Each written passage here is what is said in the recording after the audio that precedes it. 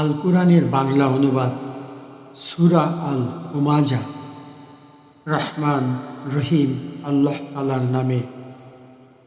দুর্ভোগ রয়েছে এমন প্রত্যেক ব্যক্তির জন্যে যে সামনে পেছনে মানুষদের নিন্দা করে, যে কারি কারি অর্থ জমা করে এবং যথাযথভাবে তা গুনে গুনে রাখে।